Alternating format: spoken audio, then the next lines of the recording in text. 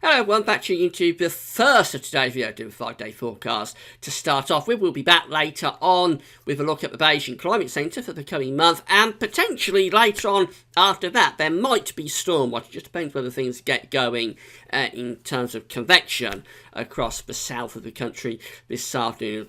Be determining whether it brightens up and the temperatures lift up or not. At the moment it's quite overcast and just generally damp and wet, but if the sun comes out it could blow things up a little bit this afternoon. The convective potential for Cape is fairly high today, so just keep an eye on that if you're interested in storms later.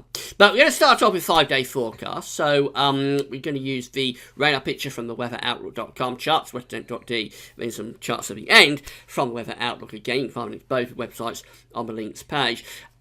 Excuse me. The 5-day forecast period is starting off really quite warm, and in the south it's wet. It's going to turn cooler as we get through towards the weekend, but also drier. I'll show you all the detail in a second. Before I get on with that, just to say about the ads, there's links to articles on all pages. Have a browse through widgets and click through the links if there's any articles that you're interested in. Thanks so much for doing that. There's video ads on most of the pages, so open up the content where you're watching my close up again. It helps to pay for GalsWeatherVids.com. Right, we'll start off with radar picture on a north-south split today.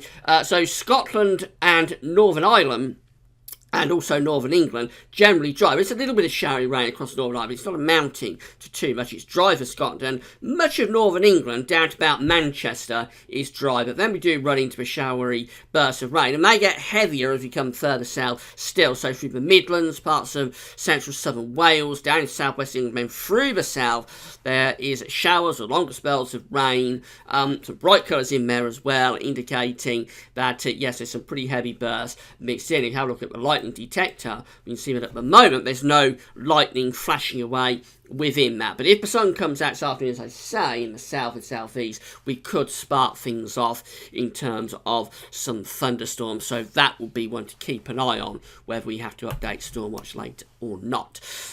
Here's today's Arctic pressure chart. So it's a north-south split with that. We've got all this low pressure down to the south. It's been producing a lot of wet weather for anybody down across Spain, Portugal and the Mediterranean over the past few days. They've not had a very good time of it at all. High pressure is then to the north. So we're seeing the block scenario. This isn't all that far away from the scenario that gave us all of those cold northerly winds, snow showers and night frosts at the end of April. It's not a million miles away from. It's just all aligned ever so slightly different, which means that we're bringing in the air from an east to southeasterly point as opposed to Arctic origin air, and that's why it's a lot warmer. But it is still blocked, and if it was winter it would probably still be pretty cold.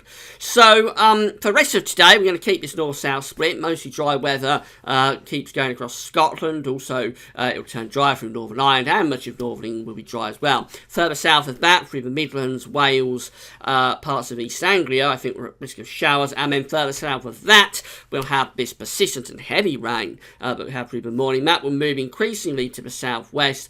As it brightens up this afternoon, we could spark off some heavy thundery showers or thunderstorms down in the south.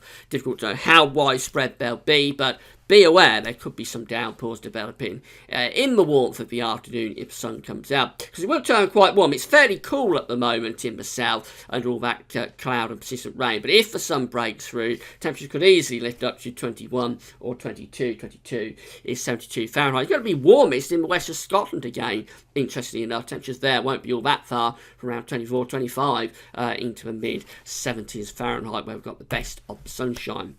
Overnight, those showers and longer spells of rain, maybe thunderstorms, will rumble on into the evening down in the south and southwest, and then they'll generally ease down in intensity. But southern counties could keep showers going throughout the night, actually. There could be one of those nights where you hear a rumble of thunder if you're down in the southeast. The many central northern parts of the country will turn dry with clear spells, and we'll have mist around the east coast, I would think. Temperatures a little bit cooler than we've had it over recent nights, so down to around 10 degrees, which is still a bit milder than average on a May night on the 12th of May. It's a bit warmer than you expect, but it isn't as warm as it has been over the last couple of nights.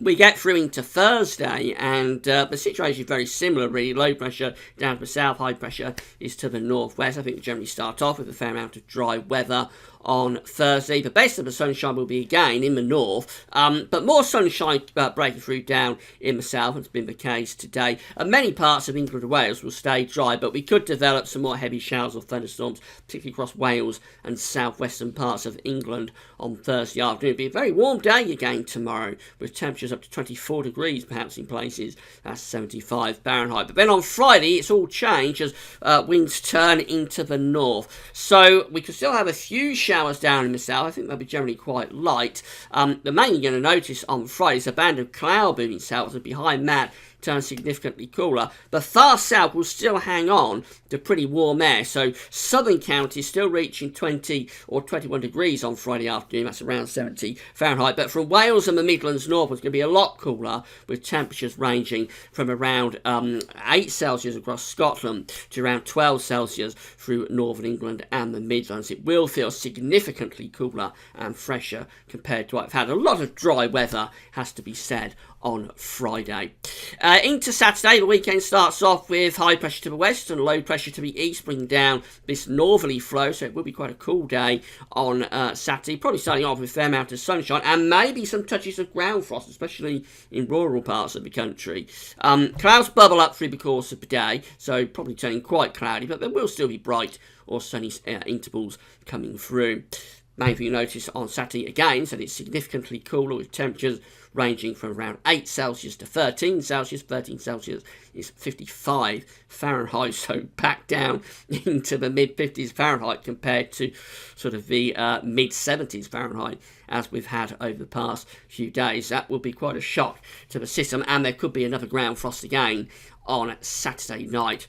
Sunday finds a ridge building through the country. I think there'll still be a lot of cloud across the UK on Sunday. Actually, the chart's gone a bit wrong there, so this one is, hang on a moment, I've got to get the charts ready, so I'll just hit the pause button. And there we are, we're back with Sunday's chart. So this is the chart for Sunday, and a ridge is building through the country, cutting off that northerly supply of air. So very little difference between Saturday, certainly in terms of the actual weather. There's going to be a lot of dry weather around on Sunday, probably with a fair amount of cloud and a few bright or sunny spells. The difference will be the feel. It'll be a milder day with temperatures back into mid-teens Celsius, so going to around 15 degrees, which is 59 Fahrenheit. And then we end the 5-day forecast period on Monday. You've already seen this chart. I think we end it on Monday, still just about hanging on to this transient ridge, but low pressure is starting to develop in the Atlantic. That probably brings us quite an unsettled week next week, actually, but Monday should just about hang on to the dry weather with decent sunny spells. Temperatures lifting up to around 17 or 18 Celsius. That's into the mid-60s Fahrenheit. Finally, just have a look at the charts from the weather outlook, so you see weather in your area over the coming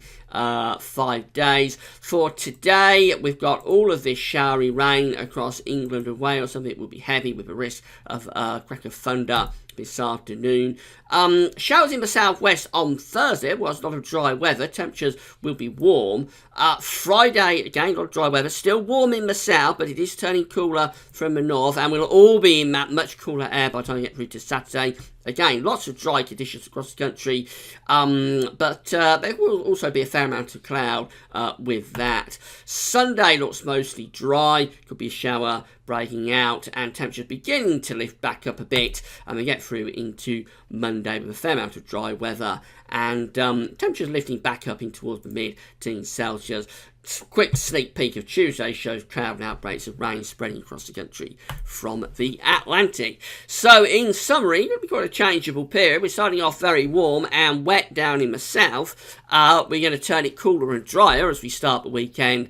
And then it stays dry in the start of next week, but becomes a bit warmer. From Monday onwards, though, or from Tuesday onwards next week, watch out for the Atlantic rolling back in. That's it for now. Come back later, look at month ahead with Beijing Climate Centre. We might also update Stormwatch as well. But that's it for now. Thanks for watching.